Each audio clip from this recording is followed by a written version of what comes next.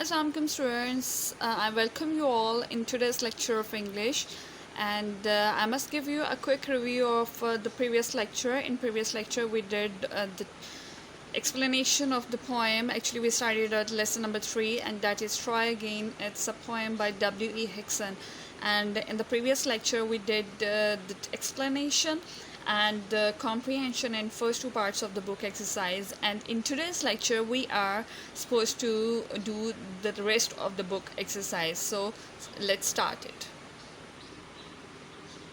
Previously we were done till her the reading comprehension, and now comes this grammar portion, simile. So what is simile? Actually simile is a figure of speech in which you make interestingly a comparison between two unlikely things, like there's no connection between the cold coffee and the ice. So if you want to make a comparison, you may use two words like this, like and as, and you may say this coffee is as cold as ice. So there is a comparison between two unlikely things in an interesting way, and there's a difference between simile and metaphor. Actually both are the comparison between two unlikely things, but in metaphor we don't use these two words like and as. So this is about simile, a comparison between two unlikely things, that is called a simile. Okay, let's have a look at the book exercise. It's on page number 30. Select the choice that explains the meaning of the simile as it is used in the sentence. Okay, look at the first one. I'm going to do it for you. On the cold winter day under the covers, I kept as snug as a bug in a rug. Okay, interesting. So this is a simile.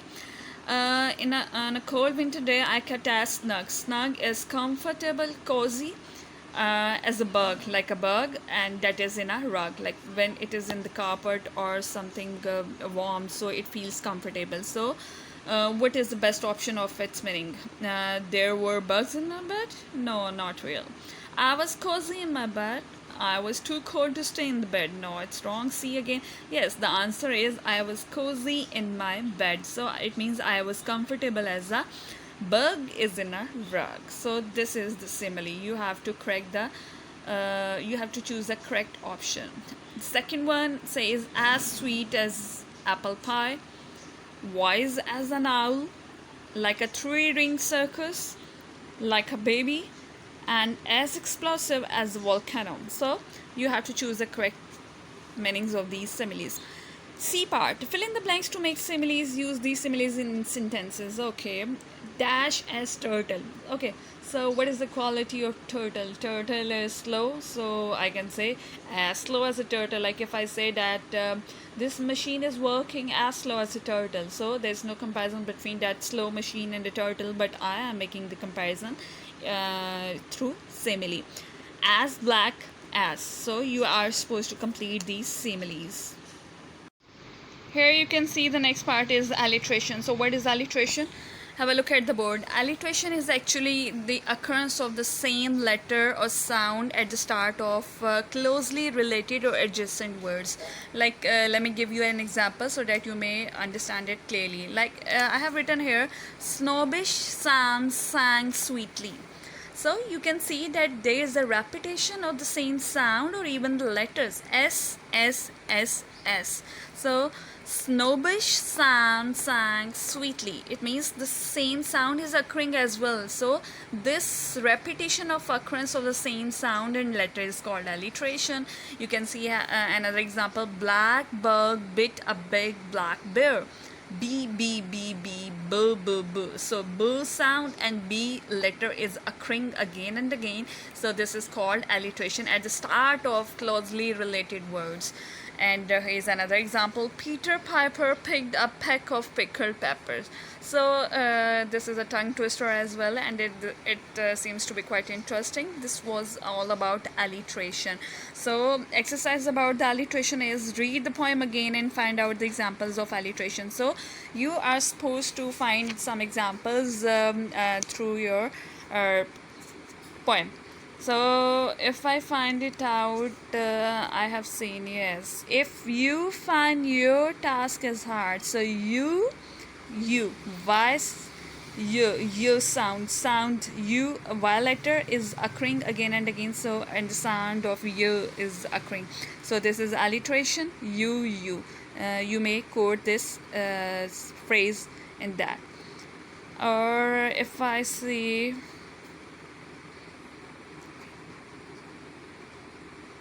okay, though we did not win the race, we win. So here is again the sound and letters occurrence. So you must find out the other examples in this poem. So this was about the alliteration. Here comes the grammar portion, and it is about personal pronouns. I gave you a brief note on personal pronouns earlier lectures. Like personal pronouns are 7.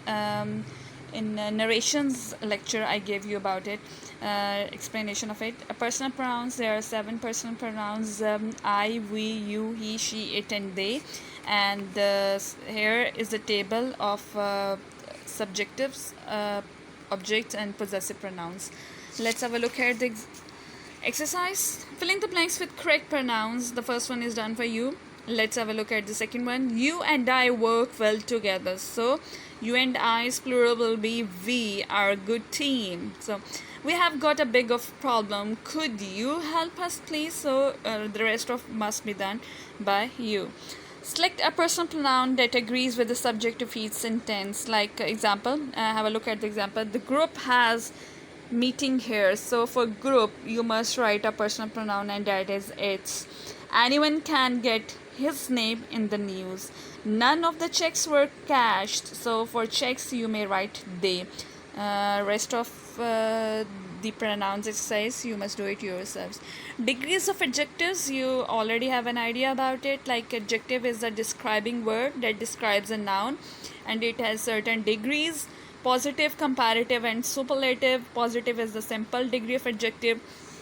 Comparative is in which you make a comparison between two persons or things, and superlative is when you make a comparison of the same kind with all the other things, so that is superlative degree. Okay, complete the sentences by supplying the correct degree of adjectives. My family and I went to visit Marie last summer.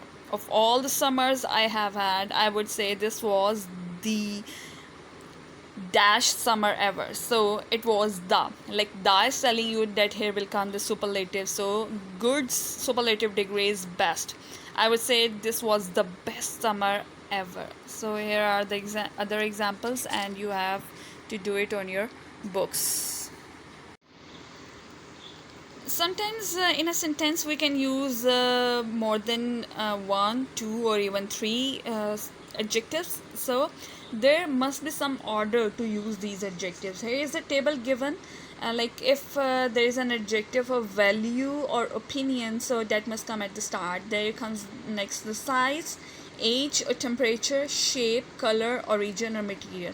Okay, let's have a look at the first example. We saw gray huge whale in the sea. Okay, I have to keep them in the order now. So I have 3 options: gray, huge, and a. So first of all, I have to see that value. So is the value given in it? Yes. We saw so A will be at the first position. Okay, there comes the size. So is there size given? Yes, huge is the size. We saw huge, and there comes next the color, a huge gray whale in the sea. So you are supposed to keep all the other given adjectives in their specific order by this table. Adjective phrase. Adjective phrase is a group of words that exactly function like an adjective. Adjective is a describing word, and if you may convert that very word of adjective into a phrase, a combination of words, that is called an adjective phrase. You have already done it. Like if I say the umbrella with the broken handle is mine, like it's more than a word, so this is adjective phrase, and it is describing umbrella, so it is working as an adjective itself. Pick out the adjective phrases in each sentence. He bore a banner with a strange device. So with a strange device is describing about banner, so it is adjective phrase here. The principal of the school is on leave. Principal of the school is adjective here. The decision of the judges is final. The tops of mountains were covered with snow. So you are supposed to underline or pick out the adjective phrases.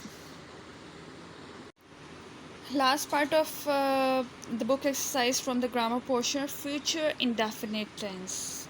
Future indefinite tense in which a thing that is being discussed in future, that is called future indefinite tense, like in which you use will and shall. So you talk about some your future plans. So there is a difference between will and be going to. Like sometimes you must say that I will do it and I am going to do it. So what is the difference? How can we use it differently in our sentences? Like have a look at the board. Like if you see will and going to. So when you want to talk about generally your future plan, like you are not talking specifically but generally, so you may use will. And when you want to talk about prediction, like if you say that it will rain tonight, so you say that it will rain tonight. And if you want to say that I will go to Islamabad the next Friday, so here the will usages. And going to, if I said and I have to have a strong intention, like someone asked me why what are you doing, so if I say that I am going to cook a pizza, so it's my strong intention, so I have used here I am going to. I have not used I will. I can't say, like if someone is asking me what are you doing right now, I won't say I will cook the pizza. I'd say I am going to cook the pizza. And when you have a fixed plan, like you want to do it, so you may use going to. So there's a difference between will and going to. Let's have a look at the exercise. Put in will or be going to in these sentences. Like there are the dialogues given. A, we don't have any bread. हमारे पास bread नहीं है. I know I get some from the shop. Like this is a future plan, or you will do it generally. So I will get some from the shop. Next one, we don't have any bread. Really? I will get some from the shop then. Yes. So again the future plan. And if you see the last one, why are you carrying a hammer? I am going to put up some pictures. So there is a strong intention and a fixed plan, so I have used here I am going to. So this was the book exercise of unit number 3, poem Try Again